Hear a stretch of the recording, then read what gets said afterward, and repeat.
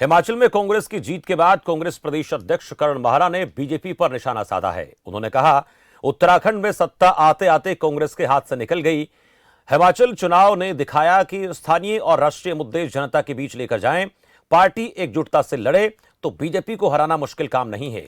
वह हरिद्वार कांग्रेस में गुटबाजी देखने को मिलती है। इसको लेकर करण माहरा का कहना है कि कांग्रेस पार्टी एक है।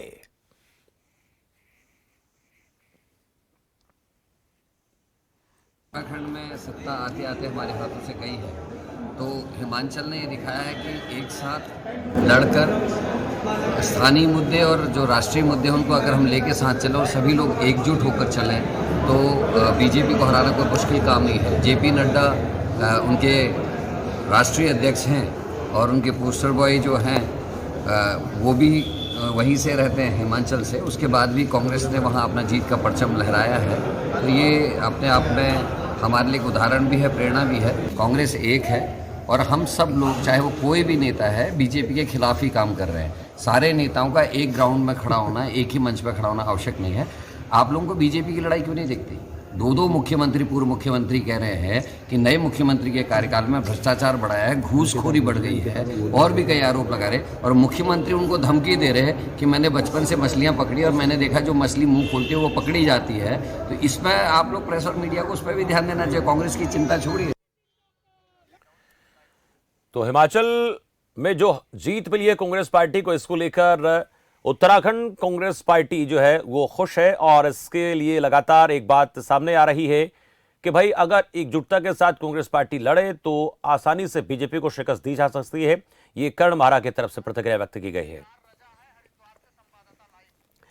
हरिद्वार से इंतजार रजा हमारे संवाददाता हैं, इस खबर पर ज्यादा अपडेट हमें देंगे। इंतजार, एक बड़ी जानकारी, ये अहम जानकारी कि कांग्रेस पार्टी की तरफ से ऐसा कहना, वो भी करण माहरा की तरफ से, कि अगर एकजुट हों तो आसानी से बीजेपी को शिकस्त दी जा सकती है, जैसा कि उन्होंने हिमाचल में करके दिखाया। इससे क्या संदेश वो देना चाहते हैं उत्तराखंड कांग्रेस को? जी बिल्कुल शमशेर, देखिए मैं आपको बता दूं, करण माहरा उत्तराखंड कांग्रेस के प्रदेश अध्यक्ष और उनके द्वारा यहाँ हरिद्वार गंगा घाट पर पूजा अर्चना की गई और सोनिया गांधी के स्वस्थ जीवन के लिए यहाँ पर कामना की गई। और उनका हिमाचल चुनाव को लेकर बड़ा बयान है कि अगर जो कांग्रेस के नेता हैं वो एक प्लेटफॉर्म पर रहें तो जो बीजेपी है, क्योंकि बीजेपी को हराना, वो माने कि अगर पूरे जो कांग्रेस के नेता वो एक प्लेटफॉर्म पर रहेंगे तो बीजेपी को हराना मुश्किल नहीं है। क्योंकि साफ तौर पर कहा गया कि यहाँ उनकी तरफ से कहा गया कि कांग्रेस के जो नेता हैं अगर एक प्लेटफॉर्म पर आपको दिखाई नहीं देते हैं, कहीं कोई प्रोग्राम होता है या कहीं कोई ऐसा कोई समारोह होता है और वहां पर कांग्रेस के तमाम जो नेता एकजुट एक समय पर एक ही स्टेज पर नहीं दिखते हैं, तो इसको लेकर उन्होंने कहा कि कोई ऐसा सोचने, कोई विचारने, कोई ऐसा प्रश्न नहीं है।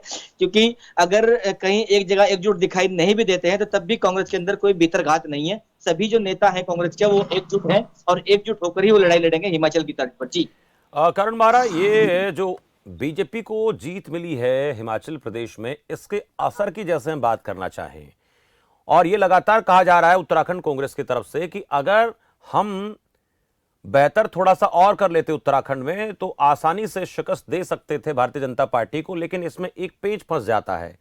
हिमाचल में अगर देखें, हिमाचल में आम आदमी पार्टी ने जो परफॉर्मेंस दी वो बहुत संतोषजनक नहीं है, लेकिन उत्तराखंड का जिक्र करें तो वहां थोड़ा मुकाबले में मजबूती के साथ दिखी थी।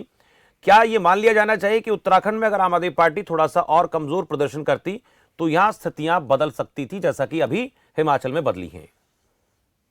जी बिल्कुल शमशेर, देखिए मैं बताना चाहूंगा, कांग्रेस को हमेशा ही, जो आम आदमी पार्टी है, कांग्रेस हमेशा ही बोलती है कि कांग्रेस जो आम आदमी पार्टी है वो बीजेपी की बी पार्टी है। क्योंकि जहां भी ऐसी सरकारें बनी हैं, जहां भी कांग्रेस जो भाजपा की जो सरकारें जहां पर भी बनी है, तो कहीं ना कहीं जो आम आदमी पार्टी है, आम आदमी का जो परफॉर्मेंस है वहां पर बहुत अच्छा रहा है, जिसके चलते जो कांग्रेस का वोट बैंक है वो खिसका है।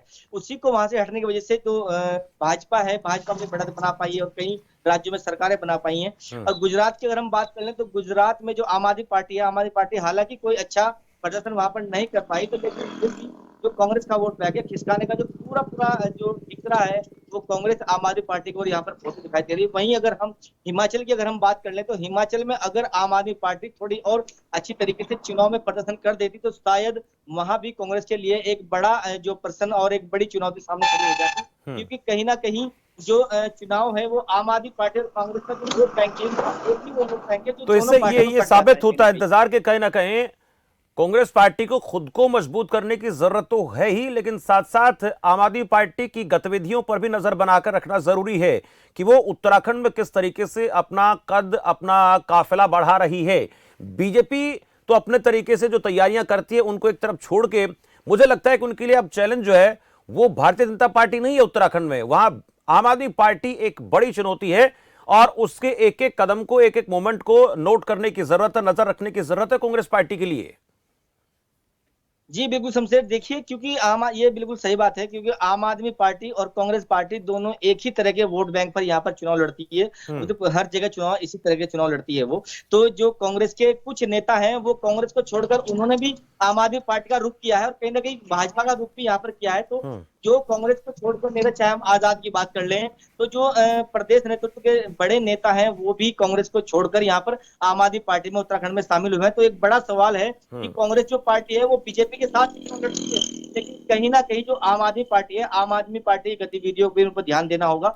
और जो अंतरराज्यीय जो चुनाव है जहां आम आदमी पार्टी अपना परफॉर्मेंस करती है, तो चुनावी जो रणनीतियां है उनको भाजपा के साथ चुनावी रणनीतियां देखते हुए तो आम आदमी पार्टी के लिए भी कहीं ना कहीं एक अलग से रणनीति तैयार करनी पड़ेगी। जी चलिए, शुक्रिया इंतजार अजय इस पूरी जानकारी के लिए। तो हमारे संवाददाता में अपडेट दे रहे थे कर्ण महारा की तरफ से जो एक संदेश दिया गया, उस संदेश में यह जरूर कहा गया कि हम एकजुट हैं, लेकिन उसके साथ साथ ये भी जरूरी है कि एकजुटता दिखाई भी देनी चाहिए।